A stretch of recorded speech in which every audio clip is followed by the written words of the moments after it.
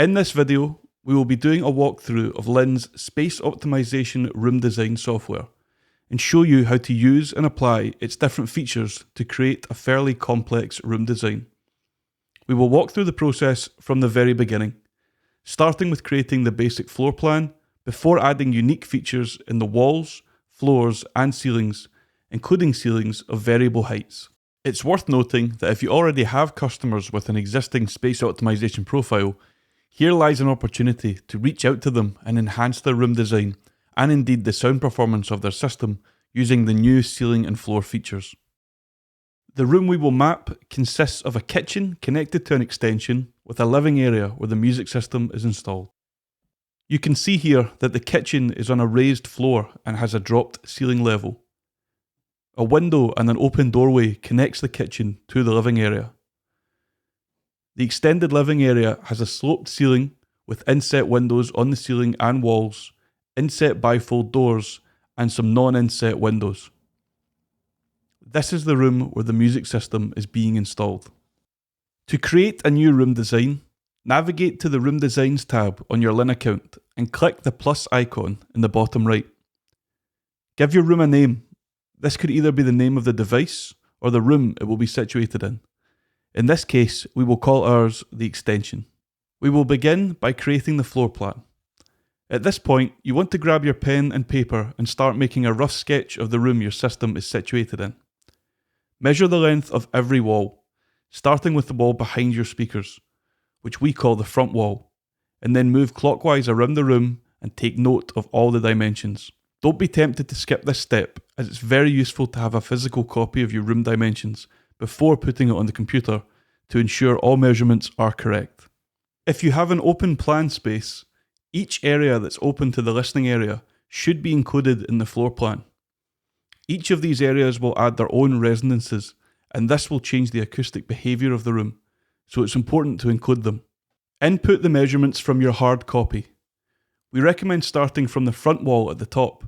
This will always be the wall behind your speakers. To change the dimensions, simply click to select and drag existing corners or walls.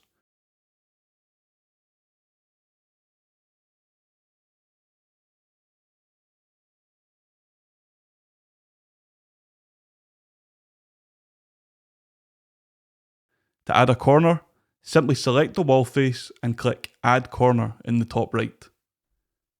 Zooming can be done using the scroll wheel or buttons in the bottom right. Keyboard shortcuts are also available and can be seen in the bottom left of the screen. Walls will be highlighted yellow if the angle is not a nice round number. For example, if the two corners that should be in line are slightly off by a few centimetres. In most cases, this should be treated as a warning that things aren't lined up. If you make a mistake, such as accidentally deleting a corner or incorrectly dragging a wall, an undo action is available to undo up to 10 previous movements. Next, you will be asked to select which type of ceiling you would like to model. Note that either ceiling can contain features such as beams or inset windows. You should select the flat ceiling option if your ceiling is flat or only has 90-degree changes in height. If height features are at a 90-degree angle, they can be added in as ceiling features further on in the process. If the ceiling has sloped variations in height, select the variable height ceiling option. Since the roof of our extension has a slope, we will need to select a variable height ceiling.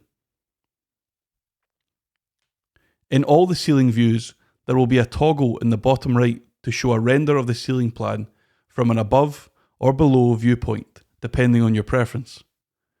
When modelling a variable height ceiling, we first need to specify the height of all the corner points of the walls and then add any additional ceiling height points if necessary.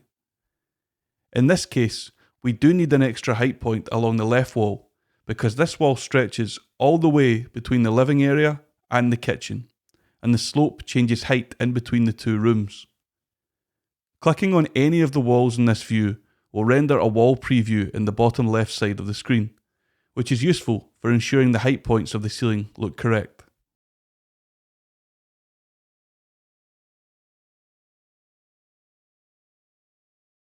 Press Next and you can see a 3D render of the current ceiling shape. We can preview this render and double check everything looks correct, which it does here. As we can see, we have a sloped section for the extension and a flat section for the kitchen, which we will be dropping down using a ceiling feature in just a moment. If the 3D shape looked incorrect here, there is an additional editor to fix this in the top right. We will explain how to use this in one of the advanced videos. For now, since everything looks as it should, we can continue. We now need to define the materials of our floor, ceiling, and walls. If we click on the drop-down menu here, we can see a selection of materials available for us to choose from. If the room you are modelling contains other materials, you can add these in using the Custom Materials tab at the bottom of the menu on the left. If your room features a material which isn't listed, you can add this by setting the template as None, giving it a name, and then entering its absorption octave bands.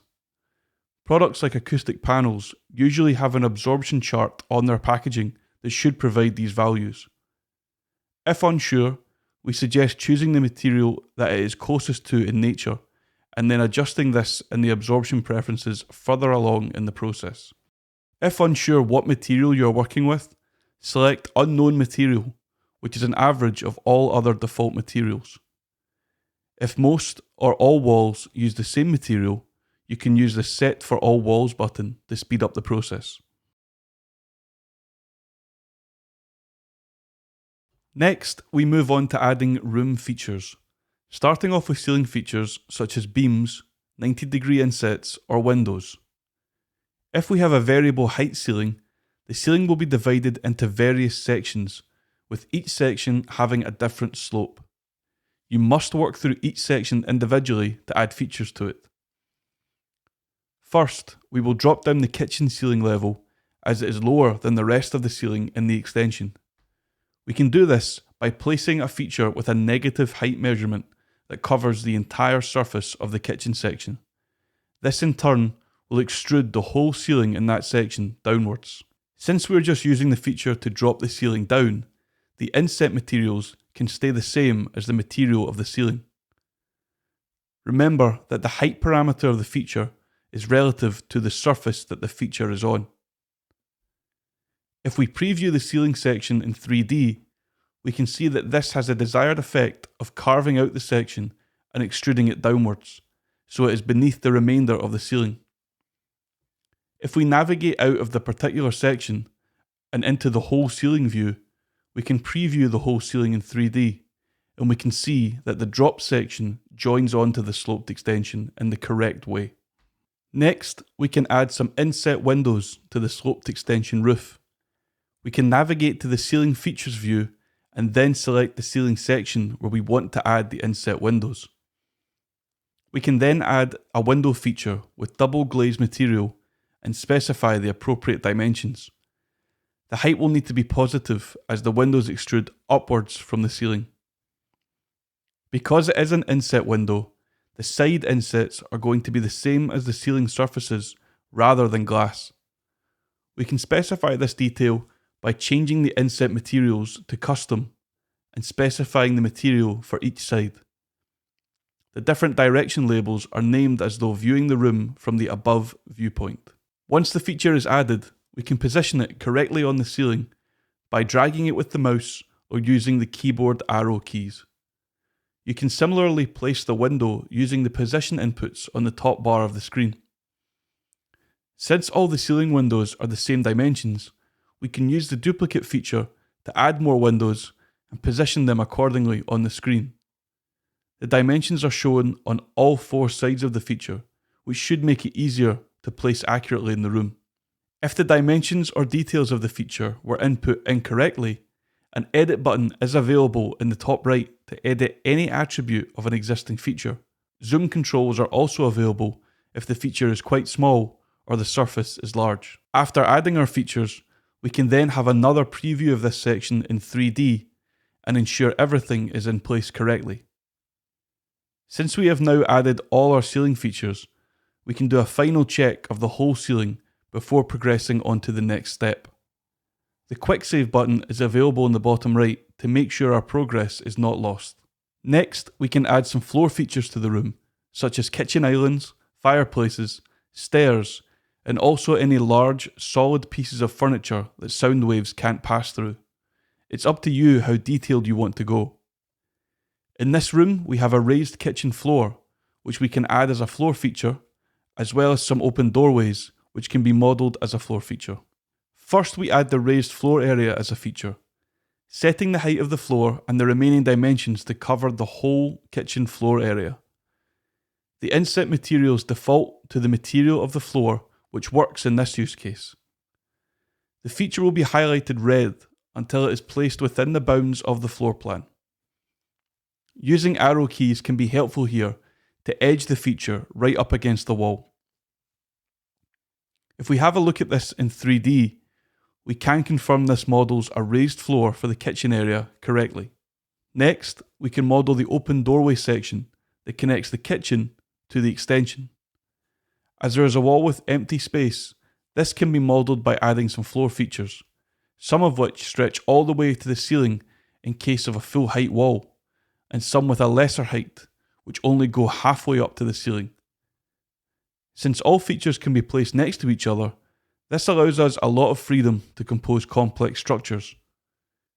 You may imagine this being like Lego building blocks of various heights being placed next to each other to complete the shape we want.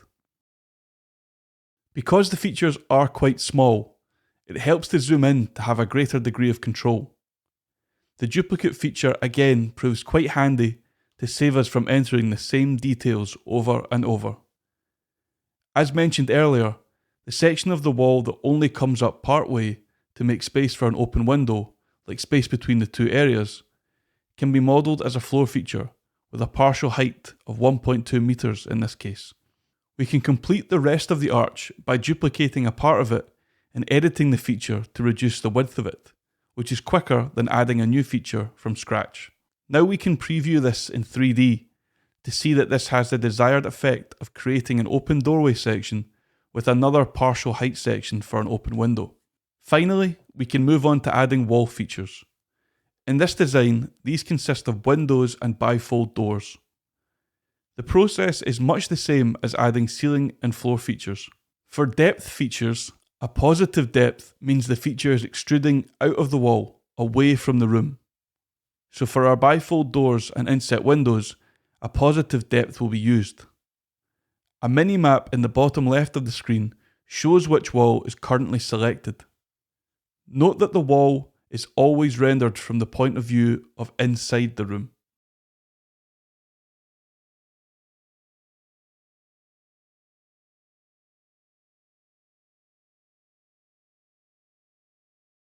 As with other features, we can preview walls in 3D to ensure our depth features are modelled correctly. If the ceiling is sloped, the wall rendering will show this and highlight areas where it's not possible to add wall features. We can then work our way around the walls in the room and add features where necessary. Note that decorative features such as mirrors and paintings do not need to be included as a feature, as they do not change the base surface of the wall and will not have much of an effect on the bass frequencies in the room.